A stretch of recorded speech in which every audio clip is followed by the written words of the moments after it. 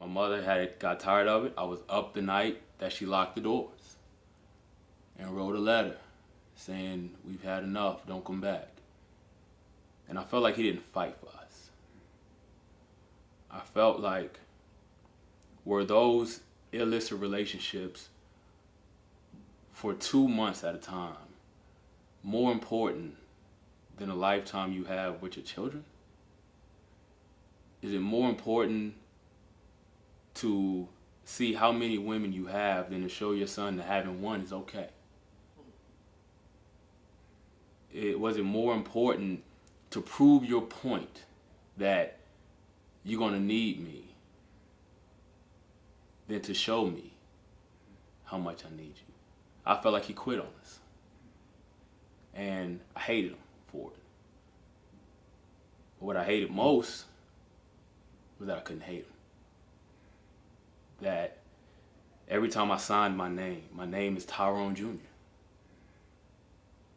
I didn't want a relationship with him.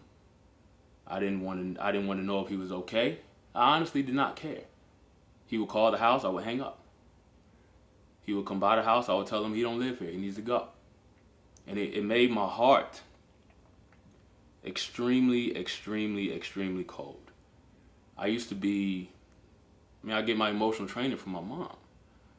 So I was probably more emotional than the average young boy is or maybe should be. But when that happened, the tears stopped immediately, overnight. Because now I see my mom crying every night. And what am I supposed to do at 12 years old, 13 years old? I don't know how to be a man. I'm trying to learn what's going on with my body. I'm going through growth spurts. I don't know what's going on. But what I did know was that I was going to protect my family. And if that meant protecting them against my father, then that's just what it meant. The destruction that moment left, he left at 12. By the time I was 17, we had already been evicted 3 times. My mom had got let go from her job. So she was making ends meet by doing hair for 13 hours in the house.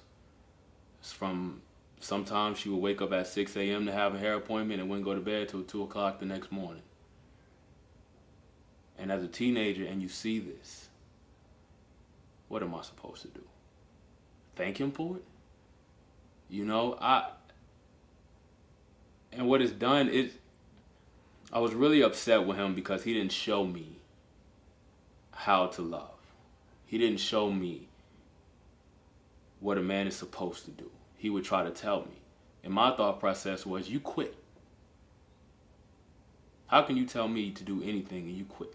You couldn't even complete the task of being a father, and you only got to tell me what to do for 18 years. After that, I'm on my own.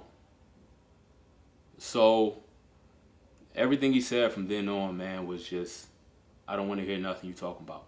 So then I started looking at how his job patterns went and how whenever something went wrong, he would want to change jobs. And so I just developed this hatred towards him that you're just a quitter, period. You're a quitter, and in layman's term, you're a sucker. I thought my dad was a sucker, period. So anything he told me to do, I did the complete opposite. He would come in the house before school sometimes and tell me, "You need to tuck your shirt in." I would pull it out and walk out the house. Like, what are you going to do? You don't even live here, And it became my self-taught way of loving was to protect. That's all I knew. That's all I knew. I didn't know affection. I didn't know that if you just being there caring is good enough. I knew to protect. And I knew that I was going to fight for my family and fight for what I care for. And it robbed me of years of just being a teenager. It created a pressure in me because I grew up playing basketball. I was, fairly successful at it. But after every loss, it could be a meaningless game. I would cry because I felt the burden of not failing. And if I didn't perform well, I felt like I failed my family because I felt like this was the only way that I could provide for them, where they don't have to feel this pain no more. I felt that if I made it professionally as an athlete, then my mom will be okay. She don't have to go through this stuff anymore. She don't have to. I don't have to see her with swollen hands and feet because she's been braiding hair all day, sitting in the chair. I won't have to try to find out how I'm gonna eat lunch off $2 for the whole week. You know, and what I learned was how to hide my emotions. I have one of my best friends who I've known for 20 plus years that had no idea what I was going through until I told him 2 years ago.